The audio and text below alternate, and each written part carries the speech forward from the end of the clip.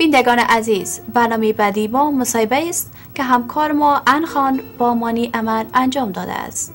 مانی امر کارگردان فیلم، شاعر و نویسنده و برنده چندین جایزه است که با هم تماشا میکنیم.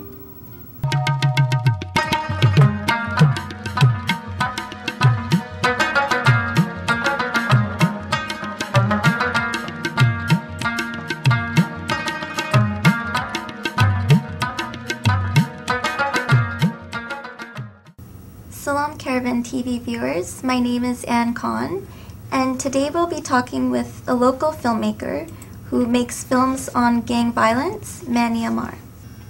Welcome to Caravan TV, Mani, and thank you for joining us. Thank you for having me. So first off, can you tell us a little bit about the stories of your two films? My first film is a documentary on the South Asian gang violence issue, and I was hoping to showcase the issue that's been plaguing our community for about 20 years now, and related to other communities across Canadian society. The gang issue seems to go from one community to the next. Right now it's a very multicultural, multi-ethnic issue, so a lot of communities are involved. My newest film, Footsteps into Gangland, is a fictional follow-up to the documentary I had done a couple of years ago. It's all based on true events, but it's a storyline and it's scripted. What inspired you to make films on gang violence? I was inspired by I guess I would have to say I was looking for places and organizations that were trying to make a difference in the gang issue, but there wasn't really any proactive work being done. So I was just tired of seeing young men getting killed every day, every week. So I decided to take charge and do it myself and try to bring awareness to this growing issue. And what is the main message you're trying to get across to the viewers? The main message, I guess, I'm just trying to make people aware that there is really no way out. Once you get involved in this gang life, you're either going to end up in jail or you're going to die. So I'm trying to bring that awareness to young men and young women and parents to teach them that this issue happens in all communities. It could be in your family and you might not even know it. So, I'm trying to promote that open communication with parents and children. So far, what types of responses have you had from your audience? Mostly positive. I wish I could say they have been all positive, but sadly they haven't. People are supportive of my work and they understand what I'm trying to do with bringing awareness to the community and society about the gang issue.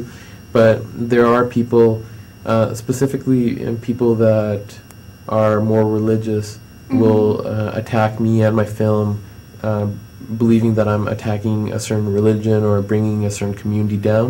When in essence I'm just showcasing the problems of that community to relate to all of society.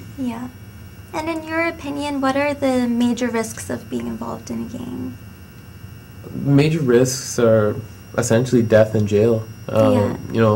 It's a very short-term style life.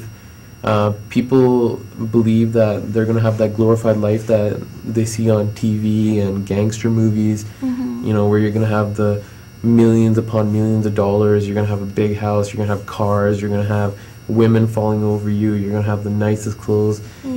You might attain that for a couple of years, maybe even 5 years, maybe if you're lucky 10 years. But it's going to catch up with you and you're going to end up in jail or you're going to get shot and killed. And I've seen both. I've seen people get shot and killed, or at least known people who have, and people getting thrown in jail for life sentences. So it's not a lifestyle that anyone should be really getting involved in. What would you say provokes youth to become involved in gang violence or gangs itself? I would have to say youth getting involved in gangs is, it's a very complex issue, but one of the things I think we can look at, the biggest thing would be how society is run. And we're a very materialistic, consumer-driven society.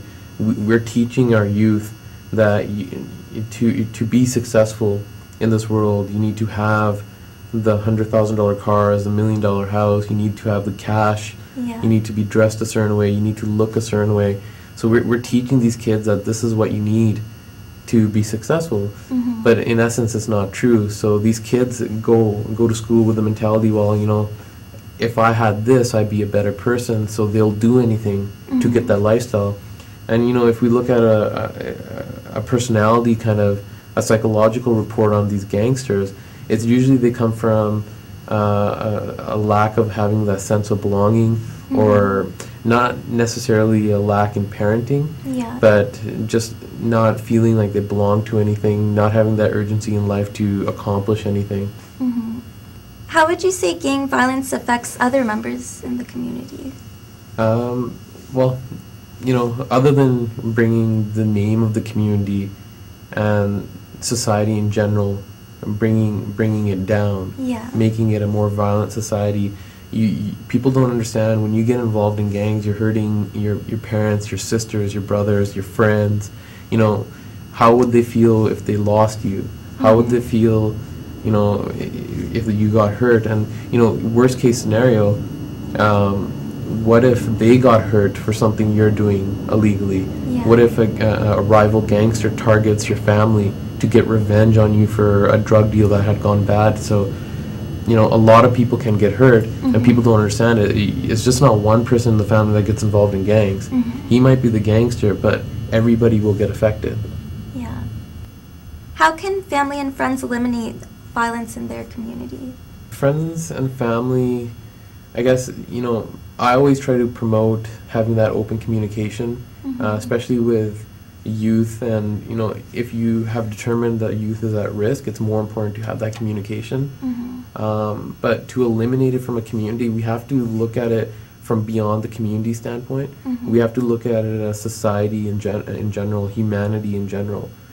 Right? We have to change the way humanity and society thinks before we can localize it and just point the finger at one community. You know, we can say that the South Asian community had a very bad gang problem. We need to do something about the South Asian community. But 20 years before that, it was the Chinese Canadian community.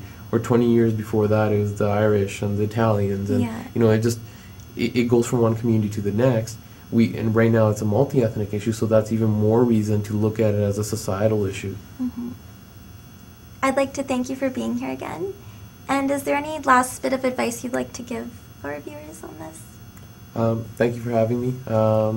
If I can give advice to the youth, I would say, you know, just be yourself, chase your dreams, doesn't matter what it is. You know, as long as you're happy, you know, success will come. And for the parents, you know, just have that open line of communication with your children. Money isn't everything. Don't teach your children that. Working 18-hour days or 16-hour days is not worth it. You know, just have enough where you can live off of and then enjoy each other's company and just have that family aspect. Thank you so much. Thank you. And to all our viewers who are interested in learning more about Manny and his films, you can go to www.warriorsreligion.com or www.footstepsintogangland.com.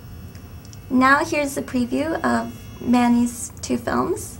Until next time, take care and thank you for watching. Khuda Hafiz.